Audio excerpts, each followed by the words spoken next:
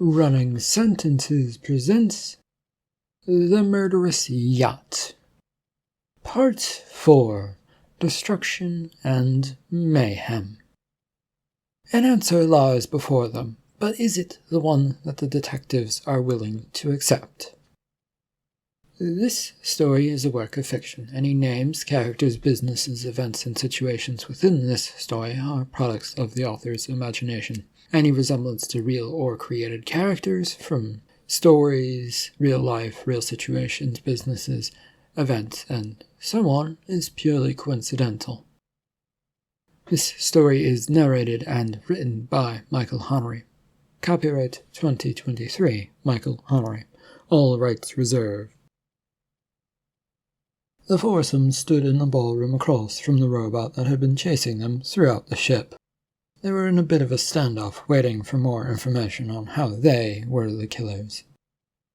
"No, I did not kill him. The rest may have, but not I." Cobra then stepped forward, waving her hand in front of the robot. "I didn't kill him either. No reason to. I don't know about Scrape, though. His claim rings hollow to me, but take that for what you will, or whatever you wish." "Well, if we're all claiming our innocence, I'll throw in my own, since I had no reason to kill him. If I wanted to kill anyone, that would not be the method I would choose. You have the wrong people, and I think you're trying to set us up, Mr. Robot." The robot turned to Blur, who was the last to speak, and took a giant step forward towards this blob of a creature. Each of them would take a step backward, looking behind them for somewhere to go. There should be a doorway to a docking area or some other doorway, but it was not appearing at that moment. "Why would I do that? I am a sentient being who is not programmed as you suggest." "Can you prove that?" "Yes, Scrape, I can prove that." There was a wave of the robot's hand, and a million flashes seemed to go off in front of them. They were bright and fast-moving, taking up their vision, and a second later they were gone. "Oh, what was that?" "What you saw is my entire history from creation to this moment, Cobra. It is all recorded to show that the robots from Planet Robot are not bad and will not defy the rules of robot law, I guess." Bouquet, on the other hand, was busy shaking her head at something, and seemed to puzzle her as she pointed to the robot. "You were in the study when Ebenezer was murdered, weren't you?" "In the background, yes. I'm surprised you didn't notice me, as I was standing against the wall waiting for my master's orders." "No, you weren't. We were all in about that room, looking it over for ways that he might have been murdered. No one spotted you in there." "Well, you aren't very good at your job, then, are you?" Shaking his head as well, Blur narrowed his eyes at this creature, and then looking about and upward at the now glass dome above them. Were you the one who was trying to kill us?" "My job is to arrest you and turn you over to the police. I've never wanted to kill anything in my life." "Well, with those big hands of yours, you fooled us. They always seem to want to crush our souls." "Your perception is skewed to whatever horrors you dream up. It is not my fault, Scrape." We don't have time for this. If it wasn't you trying to kill us from up there, then someone else is here trying to do it. Otherwise, the roof wouldn't have opened up to try and kill us." The robot then cast a glance upward to see what was being talked about. It noted the cracks in the glass and waved its hand at the glass ceiling. A whir began as the safety roof began to close. "Yes, I think there is a killer aboard as well." "You think it is one of us, though?" The metal roof then clicked shut, plunging the room into darkness for a moment. Then, one by one, lights began to flick on to brighten the dimmed ballroom. When everything looked about normal to the group, they found themselves blinking. The robot was now nowhere to be seen. Cobra span about in a circle to make sure that he hadn't gotten behind them. Which he wasn't, and eyebrows all began to rise on everyone's heads as they tried to figure out what next. We would have heard him move, right? Yeah, Blur, I think we would have heard that. I mean, we heard every move he made. Then what has happened? Maybe the killer got to him. And did what, Bouquet, Bucket, whatever it is your name is? You don't make a hulking robot vanish without making a noise. I don't know. Space can do funky things. I mean, there are holes that create things and make things vanish. Is this ship moving, by the way? 'Cause, maybe we went through one of those weird blips of a space hole. There were shrugs all around. We were headed... Well, since we don't have to worry about that robot anymore right now, we were headed to the bedroom where all the numbers were. Let's concentrate on that. And keep an eye out? Sure, if it makes you feel better, Abler, to keep an eye out for the robot that disappeared, do so. The four started towards where they knew an elevator doorway was, with tentative steps. Despite the general feeling of it was okay to move on, they weren't quite sure of that. It took a few more steps before they began moving freely and not fearing as much. The clean and well-kept bedroom was a bit of a mess since the blankets had been used as a rescue tool. The opening that had been before the bureau was still also sitting there, waiting for someone to accidentally fall in. Well, the sheets have numbers on them, and that other bureau will have some as well. That's what we're after, right? Yeah, I guess this is what the sheets on the paper want from us. It's to fill in the blank, and then there's a key to this other sheet. Bouquet waved the two sheets around, with one in each hand. Blur and Scrape went over to the bedsheets and began untying them and looking for those numbers that they'd been told about. The pieces of paper in Bouquet's hands were snatched away by Cobra so that she could look them over. Do you have an implement to write down numbers, Cobra? No, I just wanted to look them over. I needed to know how numbers are leading us somewhere and how they might be filled in here. What is this sheet? It didn't make any sense to me.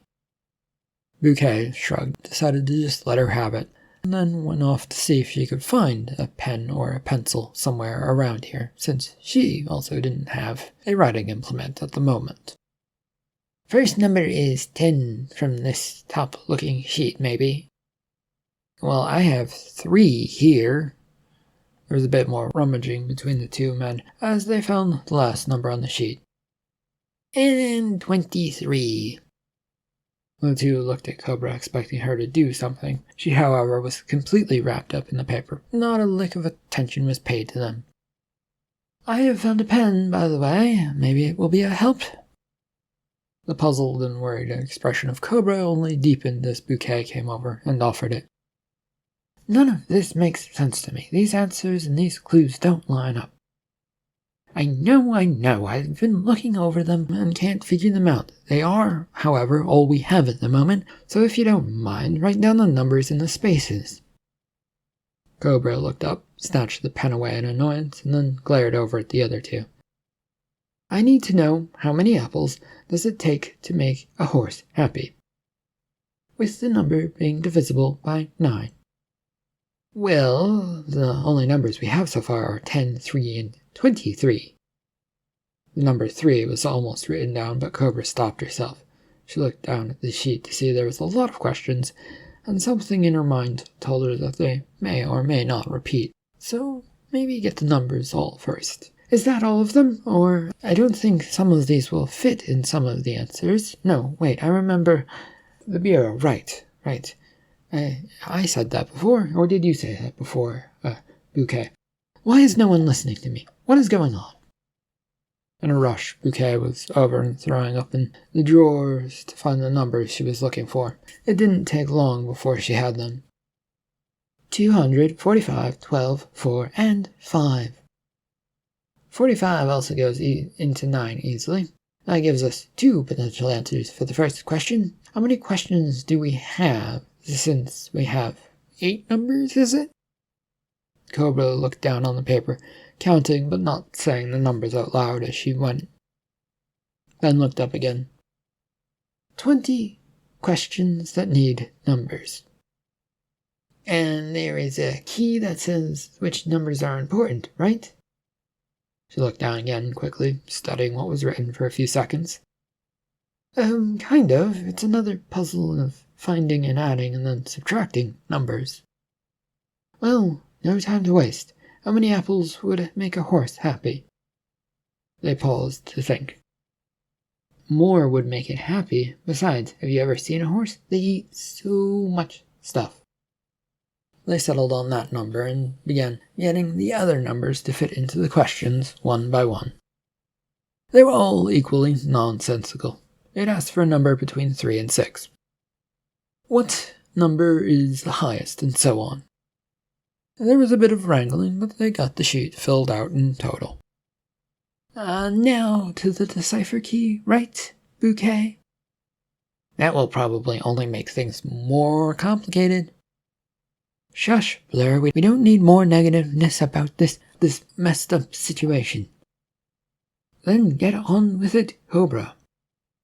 Bouquet had closed in so that she could read over the associate's shoulder, and the two were staring long and hard for a few moments at the paper. Well, do you have anything or not? So far, I think it says I am the. But that is all that I've gotten, I think. What about you, Cobra? You get anything? Cobra looked over her shoulder, annoyed at the interruption, and then announced, I am the killer. Ha ha.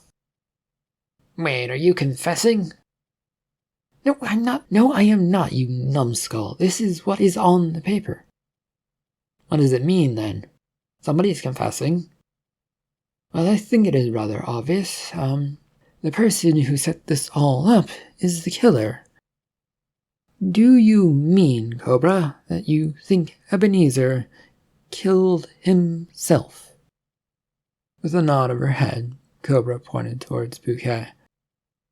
What she said, but this leaves us with another question. Alive or dead? And what if he is alive? It would explain how a body could disappear off this man, but it doesn't explain all the sights we saw, or much else, really. Wasn't he also cut up into several pieces? Also, I clearly saw his head on a chair. To me, that screamed dead, or at least a holographic image projected. But didn't you actually get close to him, Cobra, and examine him, sort of? Well, yes, I did. Everything looked clean from what I remember, and it didn't feel like a body, but I don't really know. I'm not a doctor. I didn't really touch him or anything like that, so I'm not sure if it felt like a body, but it looked like one, I guess. Then what about the chef? He was alive, and then he was dead. We didn't really stop and look for him.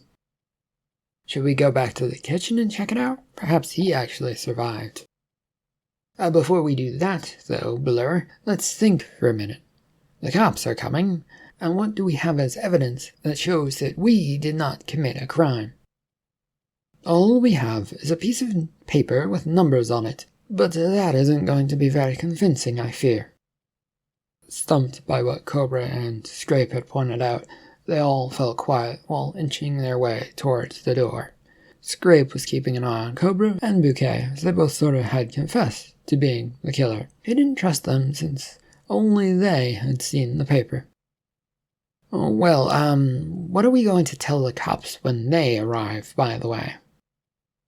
Whatever they want to hear? That sounds like a recipe for disaster, Bouquet.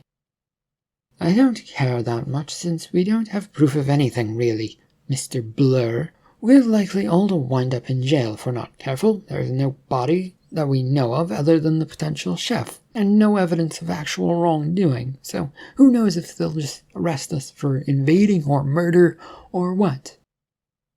If that's the case, Bouquet, then the worst they can charge us with is probably trespassing. But let's make sure there isn't a body in the kitchen first, shall we? Nods of agreement sent them out of the room. It was a bit of a journey to get back to the kitchen, even though they were running. This was in part because of the choice of the lead runner, who was Blur. He was a bit more cautious, since he wasn't sure of what was ahead of him. They bottlenecked against one another as a result, and each trying to be careful and then hurrying to the next spot that they felt was safe. One never knew where a disappearing robot or a body might show up, or anything really at this point. Eventually, though, they were down in the darkened kitchen, poking about, looking for a light switch. "I think I've found it." Cobra flicked the switch she'd found and started up some sort of machine. "Well, this little panel has a lot of switches on it, so maybe it's over here." 5 switches were moved to the on position by Blur, which sent a lot of grinding noises and a bunch of other machines sparking to life. The noise was getting to be a bit much, so he switched them off. "Well done, you two." "Shut up, Bouquet, you haven't found a light switch yet." There was some shuffling of feet belonging to Scrape as he made his way around the many counters. He was moving his feet carefully to avoid accidentally kicking into things or a body. He came to a stop, though, when his foot met a soft thing on the ground that he couldn't quite make out. "I've got something that isn't a light switch." "That isn't helpful either." "Well, it's either a body or a creature, or maybe a bag of food, but it is a bit quite sketchy, squishy." The 3 looked towards where they heard Scrape's voice come from. They could kind of barely make out where he was, but not what was on the ground. "Are you sure?" "No, but yes, Miss Cobra. But someone else come over here and check it so it isn't just me." Bouquet was the first to move through the darkened room towards Scrape, carefully picking her way as she went. As she did, though, the lights came on automatically, illuminating the room under harsh glow. "It certainly isn't a bag of food or a chef." The other 2 quickly made their way over, as he and Bouquet now stood over a body. "That's the headless." "Yes, it is." "Well, this isn't good." With a glance and a move about the place, Bouquet did a quick search to see if she could spot the chef. She moved around and was joined by Blur, who realized what she was up to. A minute's search produced no other body, even in the freezers, which were given a quick once-over. They came back to stare at the body of Ebenezer, which they all took turns gently nudging with their feet. It certainly moved like it was a body. "Well, what do you lot want to do about this?" "I say, Bouquet, we move him back to his original spot in the lounge area, where we found him. It's where he belongs, right?" "Why would we do that, Cobra?" "It would be a bit difficult to explain to the cops why the body is here and not there, and they might think we moved it. And besides, that's where the murder reportedly happened, didn't it?" But what if it wasn't where the murder actually happened?" "Do you mean he was killed here?" "Right, Bouquet. We saw potentially a clone getting killed, which would still be illegal, but it's a gray area of crime. So we didn't see him bite the bullet, but now we have him here, dead."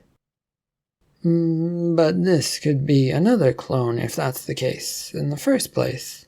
This could be a killed clone to make us look bad." "Yes, or it could be him and this is where he was murdered. Thus, if we move him, we are disrupting the crime scene. And if we don't move him back, we're disrupting a crime scene." Scrape nodded in agreement to Blur's comments, even if he didn't completely agree in the moment. There was no way to know for sure which way things were going to swing. "We should move the body." "Why, Cobra?" "Because, Blur, just like the scene of the first murder, this place is too clean." Blur leaned down to try and pick up the body. His goo body, though, made this a slippery task, and he almost gave up. It was up to the 2 ladies who would join him as they tried to heft the body up. Wait, we're not actually moving him. I'm only seeing if there's blood under his body so that we know whether or not, this is the murder spot. Sure. I managed to lift it up a few mere inch or so before it became heavy. It plopped onto the ground with a sickening plop that grossed the lot of them out. Right, that is settled then. Didn't see any blood, and we can't move the body. Therefore, it stays where it is. This was said as they watched the body slowly begin to get dragged away. It isn't that hard to move these things. What are you three, a bunch of weaklings? Scrape with one little hand had grabbed the cloth around the shoulder area of this body and was dragging it towards the door. He was almost halfway to the door before the rest could respond. Are we sure it is Ebenezer? Someone dressed up a headless body to look like the old man? We don't know, and it's hard to tell, Cobra. Given all that's around here, I just don't want to rule out such things. Blur nodded in agreement. His own mind couldn't make headway into what was going on anymore, and there was a murder with a murderer having left strange messages, which probably meant it was Ebenezer who'd killed himself. But to trust that thought, it felt like a dangerous idea. Fuck it, let's just move the body back to the lounge. Maybe something will make sense there. I doubt it will, but it is something to do at the moment instead of running around. The other three began pitching in to drag away the corpse that they'd come across. Making it back to the lounge, they put the body back in the chair that they'd last seen it in. Things looked about average in here, but still off as they stood there. The question of what to do now fresh on everyone's mind. Blur, if you don't mind, could you check to see if the gun is still in there? Yeah, sure. He went slithering away towards the heavily damaged grandfather clock, while Scrape and Cobra began moving in towards the body to give it a thorough look now. Does he look off, Cobra? I'm trying to remember how he looked, and I can't get a clear image in my head. Well, he was a bit lanky, with some pudge in the middle. That's about what I took away from him. She nodded, but said nothing further on the matter. The body looked similar enough to her to be this Ebenezer. Her only problem was that trying to remember what the cook looked like, and if Scrape's description matched him as well. Then there was Bouquet, who moved about the room, looking over parts of it and wound up behind the chair where Ebenezer had sat. She then knelt down to look to see if there were any bullet marks in it. She pressed into the back of the seat with her hands, checking for any lumps. Where was he shot, by the way? The two in front, Cobra and Scrape, paused for a moment to think. Chest, maybe? It wasn't the head, I'm pretty sure. The only thing that's making me question that is if they removed the head. Though maybe it was in the head and that's where the wound was. Getting rid of evidence or something, maybe? The head I saw in the third home office this place had, or didn't have any wounds on it. Also, don't they keep heads these days? Put them in devices that allow the brains and things to keep working? If you're rich and famous, sure, that could happen. Bouquet stood up, looking annoyed and frustrated.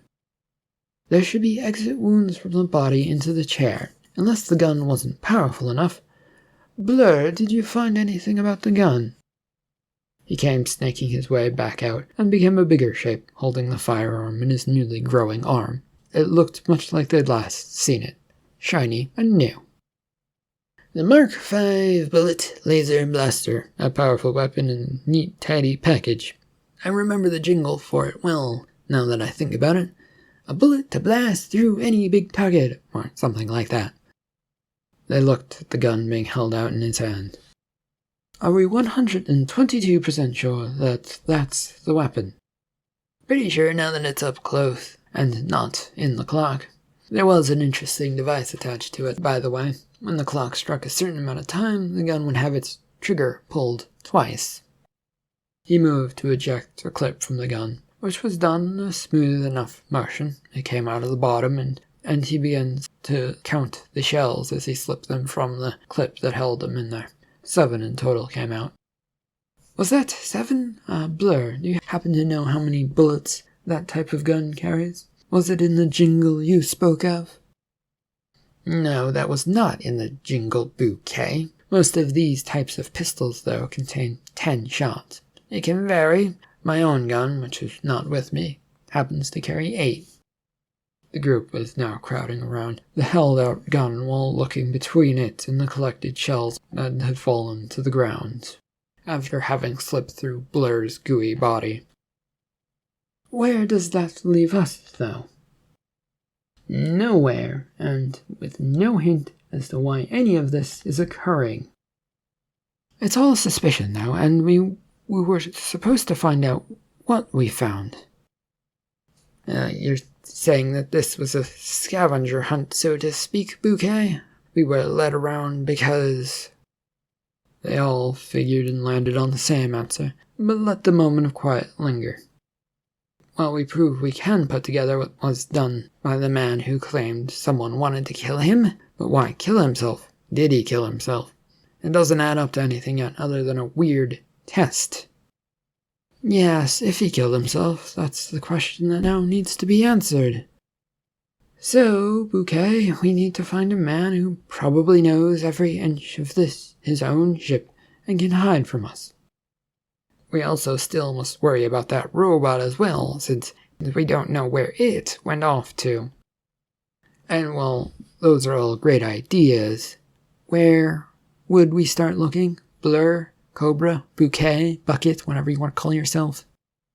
Well, it's simple, Scrape. We searched one place that we have not gone yet. The bridge of the ship. Oh, well, yeah, I suppose we could do that. Where do we find it? There were shrugs all around, and Scrape, who had been looking upward in exasperation, noticed there appeared to be spots on the ceiling. They looked like the spots where music might be brought in, like speakers or... Ship, do you have a computer who might tell us where Ebenezer is, or where the bridge is aboard this vessel? His companions all looked at him funny for a moment, as a buzz began filling the air. Then a slight crackle of noise came from above. Oh, good God, I haven't been called on in forever. I think I forgot that I existed for a while. But never mind that. Howdy, what can I do for you? Is there a need for refreshment? Food? What have you called me for? We've been wasting so much time and we forgot to ask the ship if it has a computer. All ships have them. How can we be so foolish? We were being chased by a robot at one point, Bouquet, but I think we all got caught up in the moment of having a puzzle before us. Speak for yourself, Blur. I was always thinking about things and what might be. I just didn't want to call out. Blur glared over at Cobra and smirked at him in return. We're looking for the bridge of the ship, computer. Oh, you know, the steering area of it, or the owner of this vessel, who we think is either dead or alive. We're not sure. Well, one of those things is sitting in the chair over there. The other, I have no idea. Which is it? I'm only asking to make sure that we don't run around confused. Computer. What is up is down and right is left. This ship is designed to make things simple and in front of you, while confusing at the same time. The answer you seek is what you already know. That's not helpful in the least. This is either the bridge of the ship or that is the body of Ebenezer. Either way, it doesn't look good for us. They all looked towards Ebenezer's body, which stayed still. It sounds like another riddle to me, which I'm not a fan of, but how would a ship not know where its controls are? Which means that might not be Ebenezer. Great, and we dragged him all the way here for nothing then. Well, we need to find out who this is then, don't we? Bouquet went over towards the body, and as she said this, began patting it down, looking for stuff. Also, that gun is powerful enough, from what we know, to punch through most aliens. Yet, in this case, there are no marks on the other side of this chair or in the chair. Should they have been through the body or just into the chair, Bouquet? I was speaking of the chair, but unless those bullets cauterized the wound, which I doubt, Then there should have been blood everywhere, Cobra. Well, the bullets don't all have to be the same. One can change ammo types and have it shoot a little less powerfully. This gun is known for being able to do that. Blair had brought himself down closer to the floor to examine the bullets up close that had fallen to the ground. All of this is great and gets us to figure out this person's death, but it doesn't get us closer to why all of this is happening, unless we take Ebenezer's word for what's going on. You mean that someone was after him and found a way to make him kill himself? I won't say no to that, since it sounds as good as anything I've come up with, Cobra, but at the same time, we still need to question it. Bouquet had come up with a wallet in her hands and began going through it with vigor. I found a government-issued ID, by the way. And does it say Ebenezer? Yes, Ebenezer Black, to be exact, and nothing else was inside of this wallet, Cobra, so it might be set up, or it might not be. Unfortunately, this seems to be a dead end. Though I do remember a different last name. Maybe Black is his middle name? Was it Slithered or something? There was a heavy thud, thud, thud noise that echoed about the chamber, and everyone froze for a moment, wild eyes looking about the space. Is that our warning that some new bad thing is about to happen? Oh, hey, guys, just thought I'd drop by and give you a heads up. There seems to be some visitors at the front door. It looks official with a nice uniform. I'm going to let them in a moment, if that's okay. Are they cops? Who else would it be, Blur? Well, maybe the government. They tend to have nice, odd uniforms. Well, some aliens might consider them nice, or maybe not. They're pretty much the same thing at this point, Scrape. However, Scrape was already headed for the door to peek out and ignored Cobra's comment. The ballroom was cleared from what he could see, so he turned back to his companions. Well, what do you all want to do? I'm all for going up and talking to them about this whole mess. We get our story out before they can figure out what's going on. Anyone in agreement? Instead of replying to this query, though, the other three made for the door to leave. Bouquet felt her jaw drop, but went after them, not content to be left behind. Who knew what tales they might try and weave if she wasn't there? There was a good chance they might try and say something, judging from the way things were going around here. One of them was most likely definitely in on whatever this crime was, in her opinion. The four would come to a scrambled stop in front of the door that would allow them to the docked ship to pass aliens into this one. They saw a regal-looking figure standing there in the window, waiting for the doors to open for them. The spacesuit uniform that they wore did have a distinct feeling of police-like atmosphere to it. Well, the police are definitely here. Yep, Bouquet, you wanted to talk to them, so you get the honor of letting them in, or that one in. Cobra said this as she pointed towards the window, and Bouquet stepped forward looking for a handle or a button to press and to open the door. Nothing was appearing, and so she turned and looked back at the rest. Why does this feel like another setup to me? I fear we're about to see this cop killed because of what's happened lately. They all looked to the cop, who saw them and was standing there, arms crossed, looking rather unhappy from what they could see in the shielded helmet as it waited around for someone to open up the door for them. Wait, didn't the computer say that it was going to open the door? Where is it? Let it do its job. Sorry about my lateness to the affair, but it looks like I just can't open a door all of a sudden. What do you mean, computer? I went to open it, but it appears to me that I am locked out. Is there a door handle to it? We will open it, if you happen to know of one. Oh, of course, Bouquet, but it's a complicated locking system. There's one on the other side of the door and one on this side. 2 people have to turn the handle at the same time for it to work. A small panel by the door plopped off and revealed a handle of some sort that could be twisted. Bouquet went over to it and looked towards the ceiling, since that's where the robot's voice was coming from. Have you told the cop this information? I just did that in 5, 4, 3, 2, 1. Fearing that she would miss the right moment, Bouquet began twisting before the 1 was even completed. It took some strength to get the handle moving, but it did as it slowly, heavily slid from the center position to the right.